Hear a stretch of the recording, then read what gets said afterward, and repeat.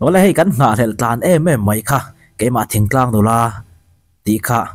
aron chuak to do na hei somna ka dong ran to maya mars ni som pakhat thole ni hian release ri do na zanda riata an release don akal du ayen du te kha chu akal chur chur thei ni ayen chur chur thei muna ticket kha cheng zain om do na tin hei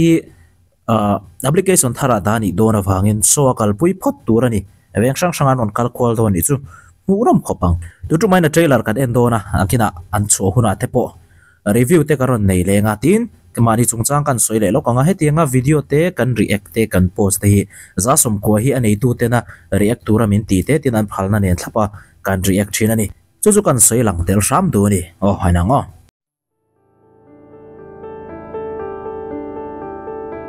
Calvary inu chu hele tu ga thi mo ba po la sa lo zui ba ni mai the ni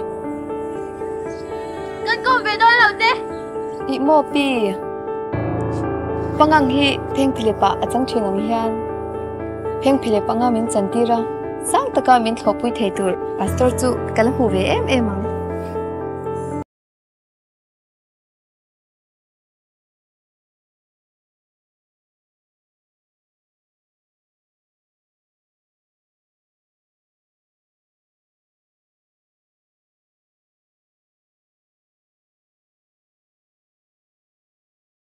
cái mà thỉnh thoảng nó thì story hi chu triệt sa ve kan ya kan ria vek to amaro chei tinga ron chan chua don ti lai kha apoi mo lai ber zo kha nia Calvary chang tunu ni a kha tuna no pangten an fiam po kha ani kha pi le pute en kolani anu re pa te bul lowa sei le the chu dikin aron chang do na dikin aron play do na Calvary role kha ti chuan story hi season 1 kha ka ngai thla chuak veka ka ngai thla tui khop maya mi ne na riau te kha nei ni chu an ron chang chuak ngei do ning ka ria heta po hian hei a story kha kan shevek to a soile soinu kan ngai thla vek an bai hat vek tong chen page chuan amar chu engting ron chan chu do na engte nge amu ta mi ron chen tir don ti lai kha kan en ber tur an clear ber tur ani Calvary main in life hi pui ve shim rima pastor nu pui ni kha main top kha ni mo anuna tum top kha ni my friend sikul lai iswang to na bo ga khoro ni chu pastor langwa kan nei don sia Calvary chon mama ti pang ang chu iti ni lo mi sa khu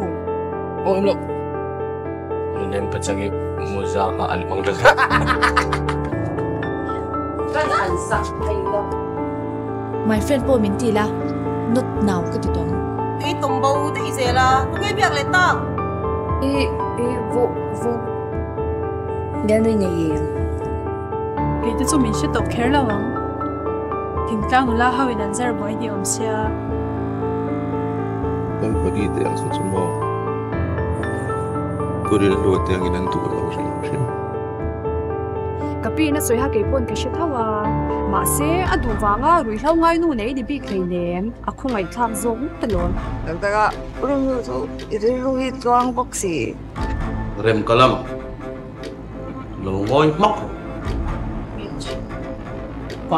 hei sak sang hi tun la ya chuan a chang thiam ber kan actress nei zinga chuan a tha ber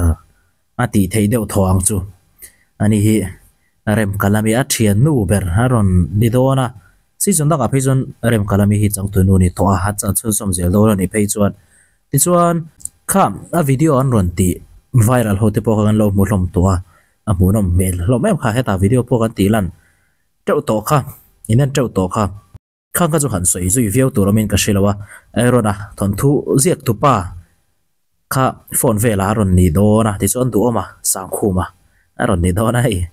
en mol du non mep khop mai hey amain la tu te ba ka hian supporting hoin thadon em maya a sincerity tin ms simar onu no ya ron changdon bokatin pi bin la dar in ten a pi ten maya khan ler lori henu par tai ron tho chuak don boka a pui lo thei lo ni hei mo acting charwal skills charwal aron in lar do na ni in hua po lo thai ta ba con lọt nó về xuống em xuống về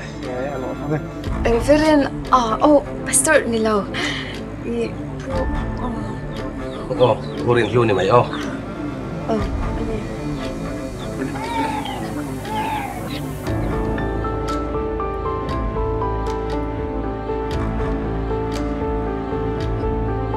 Ui à.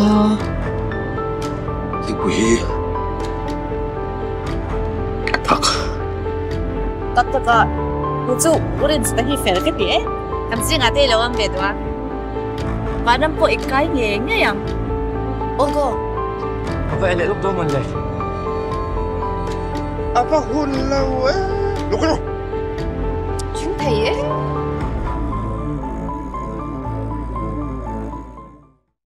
Trailer hin phal tlem khop maya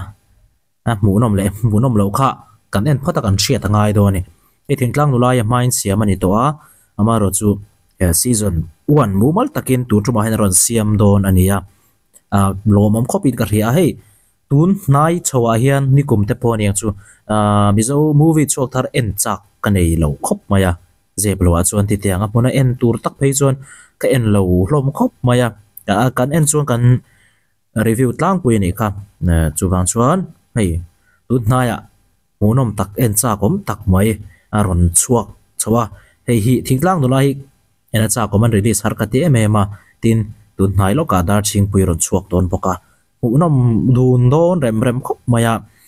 changtu te an thalom treu tho poka tin an tlak don a thon thu te kan shet sa ma ni seng ting ron chan chua don ti lai ka an skills khamo